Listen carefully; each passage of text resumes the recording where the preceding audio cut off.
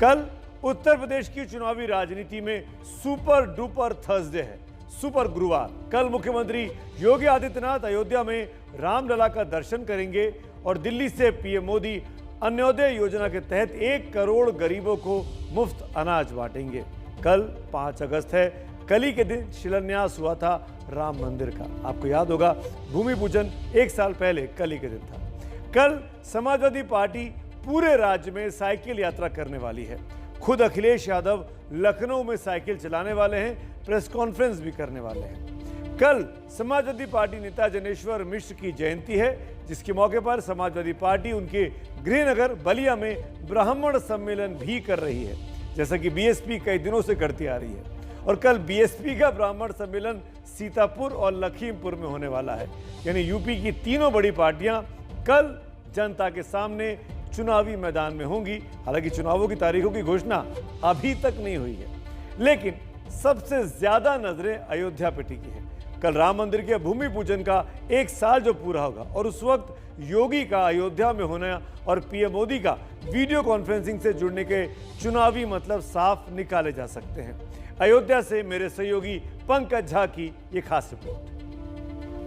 हिंदुस्तान के सबसे बड़े प्रतीक मर्यादा पुरुषोत्तम भगवान राम के मंदिर का वो भव्य शिलान्यास याद कीजिए। प्रधानमंत्री नरेंद्र मोदी का साष्टांग दंडवत होना। राम जन्मभूमि आज मुक्त हुई है। सियावर रामचंद्र की जय सिया राम। नए मंदिर के लिए मुख्यमंत्री योगी आदित्यनाथ की वो तैयारी। आदरणीय प्रधानमंत्री जी की सूझबूझ और दूरदर्शिता के कारण आज पूरे भारतवासियों को यह गौरव की क्षण का अवसाद होने का अवसर प्राप्त हुआ है। और अब उस भूमि पूजन के ठीक 1 साल बाद योगी आदित्यनाथ फिर अयोध्या में होंगे। मकसद तो अन्नोत्सव मनाने का है, जिसके तहत 1 करोड़ गरीबों को एक दिन में 5 किलो अनाज दिया जाएगा। लेकिन चुनावी साल में मुख्यमंत्री योगी का वहां होना बताता है कि राम नाम की अहमियत चुनाव में भी कितनी है। आखिर खुद प्रधानमंत्री मोदी भी दिल्ली से वीडियो कॉन्फ्रेंसिंग से जुड़ेंगे। 5 अगस्त को एक भव्य कार्यक्रम होगा, जब आदरणीय प्रधानमंत्री जी के द्वारा एक दिन में 1 करोड़ लोगों को अन्न वितरण के कार्यक्रम का शुभारंभ होगा। राम नाम की लूट है, लूट सके तो लूट। ये एक धार्मिक भावना हो सकती है, लेकिन इससे ज्यादा कहीं राम नाम की राजनीतिक लूट मचती है। कम से कम पिछले 35 सालों से हिंदुस्तान की राजनीति में एक अस्थायी मुद्दा रहा है अयोध्या और स्वयं भगवान राम ही। मंदिर मस्जिद का विवाद खत्म हो गया है। पिछले 1 साल से मंदिर निर्माण का काम चल रहा है और ठीक चुनाव से पहले अयोध्या से योगी का अन्नोत्सव एक सियासी सवाल उठा रहा है कि क्या राम जी करेंगे बेड़ा पार। मुख्यमंत्री योगी आदित्यनाथ का एक पैर लखनऊ से चलकर गोरखपुर में रहता है, तो दूसरा पैर अयोध्या में। ताजपोशी से अब तक योगी 25 बार से ज्यादा अयोध्या जा चुके हैं। ये करीब करीब बीजेपी की उस चुनावी फिलॉसफी पर होता काम है, जिसके तहत बीजेपी ने हिंदुत्व की पहचान वाले गेरुआ वस्त्रधारी योगी आदित्यनाथ को मुख्यमंत्री बनाया, जिसके तहत काशी विश्वनाथ कॉरिडोर बनाया गया, जिसके तहत अयोध्या में राम मंदिर का निर्माण पिछले साल शुरू हो गया और जिसके तहत विंध्याचल में विंध्याचल कॉरिडोर पर भी काम शुरू हो चुका है। और 2022 के चुनाव में विकास के समानांतर हिंदुत्व पर भी बीजेपी दांव आजमा सकती है। इसके लिए आप विंध्याचल में दिए गृह मंत्री अमित शाह के भाषण को सुनिए। चित्रकूट धाम हो या अयोध्या में भव्य दीपोत्सव महोत्सव, हर परंपरा को भारतीय जनता पार्टी की योगी सरकार ने पुनर्जीवित कर लोगों की बरसों जूनी इच्छा की प्रतिपूर्ति। इससे इतना तो साफ है कि 2022 के चुनावी सफर में अयोध्या एक अहम मुद्दा होगा और उसकी पहली झलक 5 अगस्त को दिख सकती है। अयोध्या से पंकज झा की रिपोर्ट। कल राम मंदिर के भूमि पूजन का भी सालगिरह है। कल अन्योदय योजना की भी शुरुआत है, यानी राम और रोटी दोनों चीज के नाम पर कल भारतीय जनता पार्टी ये बड़ा कार्यक्रम कर रही है। साफ है चुनाव सर पर आ चुके हैं।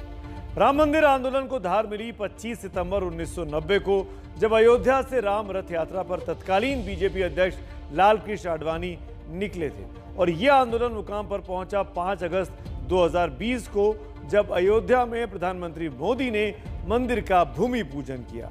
ये पूरा दौर 10,908 दिनों का रहा और इस दौरान बहुत कुछ बदला है। 1990 में केंद्र में वीपी सिंह की सरकार थी, जिसे बीजेपी बाहर से उस वक्त समर्थन दे रही थी, और आज केंद्र में बीजेपी की बम्पर बहुमत वाली सरकार है। तब लोकसभा में बीजेपी के 85 सांसद थे और आज 303 सांसद लोकसभा में सिर्फ बीजेपी के हैं। तब 3 राज्यों में बीजेपी की सरकार हुआ करती थी, आज देश के 12 राज्यों में बीजेपी की सरकार है। इनमें एनडीए वाले राज्य शामिल नहीं किए हमने जानबूझकर।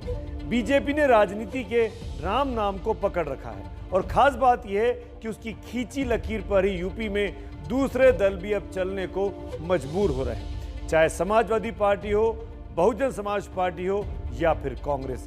सभी अब हिंदुत्व पर चल रहे हैं, जिसको राजनीतिक समीक्षक जो हैं वो कहते हैं कि सॉफ्ट हिंदुत्व के रास्ते पर ये तमाम पार्टियां आ चुकी हैं, क्योंकि बीजेपी ने पूरी टर्फ ही इस तरीके की बिछा कर रख दी है। देखिए पंकज झा की एक और खास रिपोर्ट। क्या भक्ति का प्रसाद वोट के रूप में भी मिल सकता है?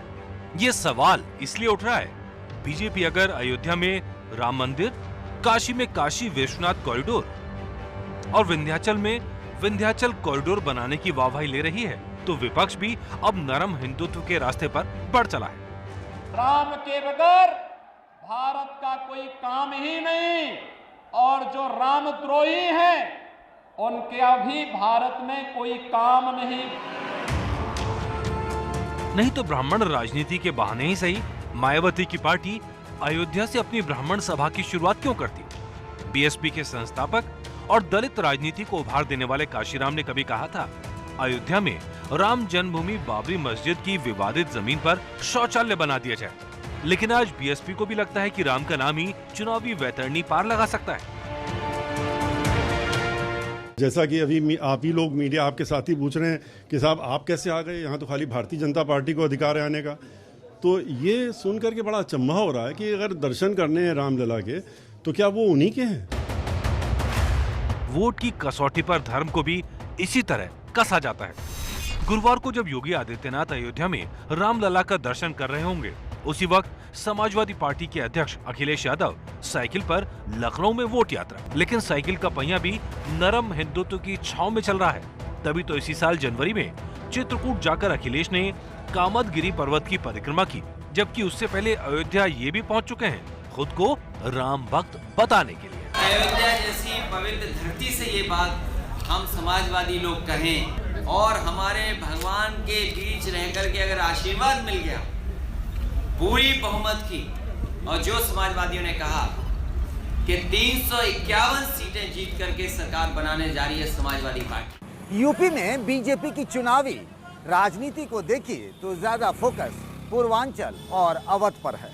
अयोध्या से काशी और विंध्याचल इसी क्षेत्र का हिस्सा है। वैसे तो यूपी में कांग्रेस की हालत नील बटे सन्नाटा जैसी है, लेकिन पार्टी के बड़े बड़े नेता मंदिरों में जाकर पूजा पाठ जरूर करते हैं। कांग्रेस की उम्मीद प्रियंका गांधी है और प्रियंका ने गंगा दर्शन से लेकर मंदिरों में जाने तक कोई कसर नहीं छोड़ी। अब देखिए कि 2022 के चुनाव में राम जी किसका बेड़ा पार करते हैं और किसकी नैया बीच भंवर में डूब जाती है। अयोध्या से पंकज झा की रिपोर्ट।